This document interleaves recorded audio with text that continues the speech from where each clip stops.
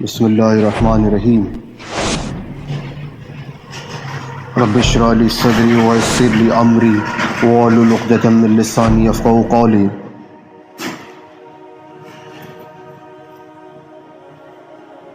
سبحانک لا علم الا ما علمتنا انک انت العلیم الحکیم۔ بزرگان محترم، میرے عزیز دوستوں اور میرے معزز ویورز، آج بچیوں کی شادی کرانے کی فضیلت پر بات کرتے ہیں۔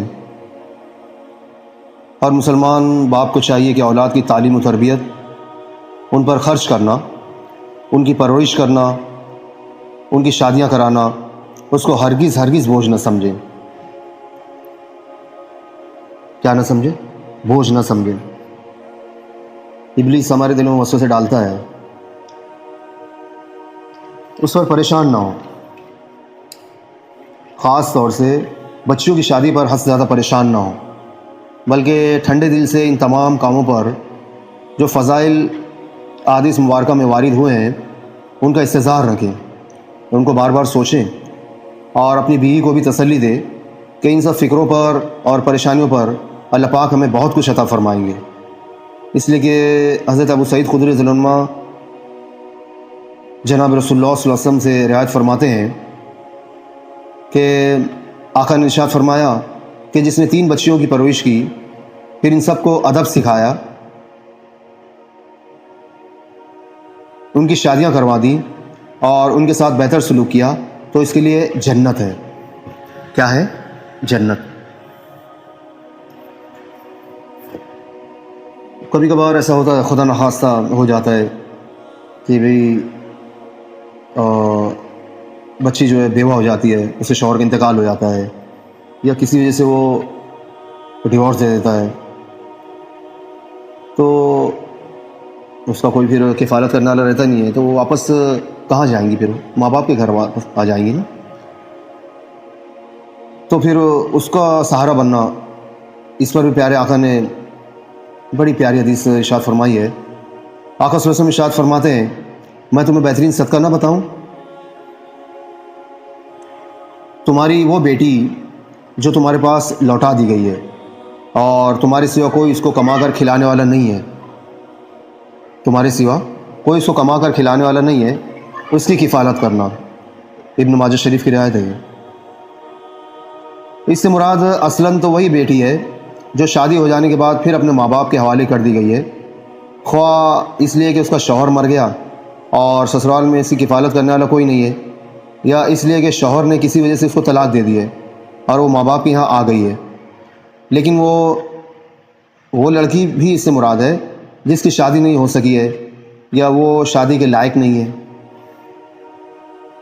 شادی کے لائق کیوں نہیں بھی؟ مثلا کسی دماغی عارضے میں مبتلا ہے، مینٹلی ریٹارڈڈ ہے، دماغی بیماریاں ہوتی ہیں نا، جسمانی طور پر معذور ہے، یا کسی جسمانی نقص کی وجہ سے اس کی شادی نہیں ہو پا رہی ہے، یا شادی کے لائق ہی نہیں ہے، یا صورت شکل کی اچھی نہیں ہے، وغیرہ وغیرہ۔ بہرحال ایسی بے سہارا لڑکی پر خرچ کرنا بھی بڑے اجر ثواب کا کام ہے، اور اللہ پاک کی نظر میں یہ خرچ ایسا صدقہ ہے جو تمام صدقات سے افضل ہے۔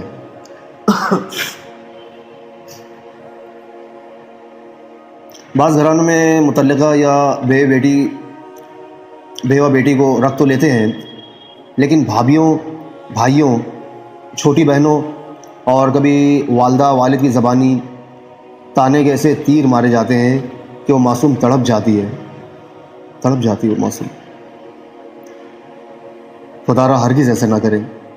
کیا یہ وہی بیٹی نہیں ہے کہ جب وہ چھوٹی تھی تو اس کی ناز برداریاں کرنے میں دن رات آپ تھکتے نہیں تھے، اتنا اس سے ناز اٹھاتے تھے، اور اس کی خواہشات کو پورا کرنا آپ کا مقصد حیات تھا؟ آج یہ بیچاری ٹوٹا دل لے کر آپ کے در پر پڑی ہے، تو اس کو زخم میں کیوں لگائے جا رہے ہیں؟ اللہ پاک کے واسطے، اللہ کا واسطہ، اس کی شادی کسی دیندار اور مناسب شخصی سے کر دیں۔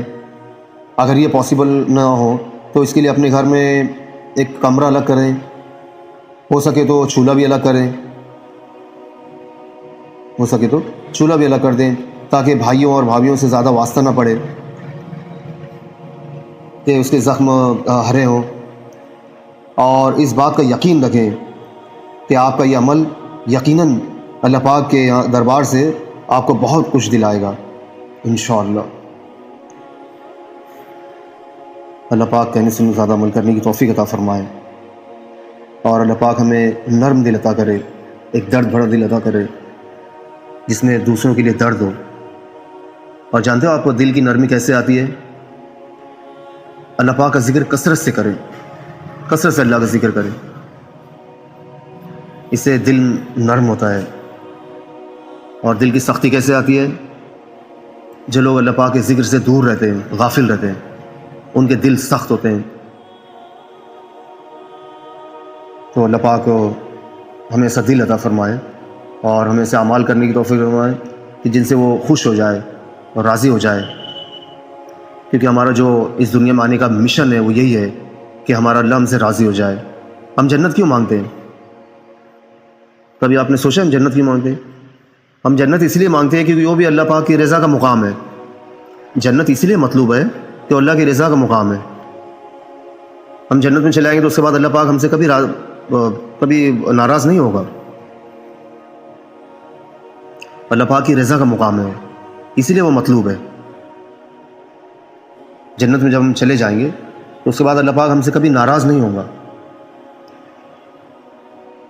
تو ہمیں جو دنیا میں بھیجا اللہ پاک نے وہ اسی امتحان اور آزمائش کے لیے بھیجا ہے کہ ہمیں جو اللہ کو راضی کرنا ہے، تو ایسے اعمال کرنے کی کوشش کریں اور اللہ پاک سے توفیق مانگے کہ ہمارا اللہ ہم سے راضی ہو جائے، اللہ ہم سے راضی ہو جائے، اللہ ہم سے راضی ہو جائے۔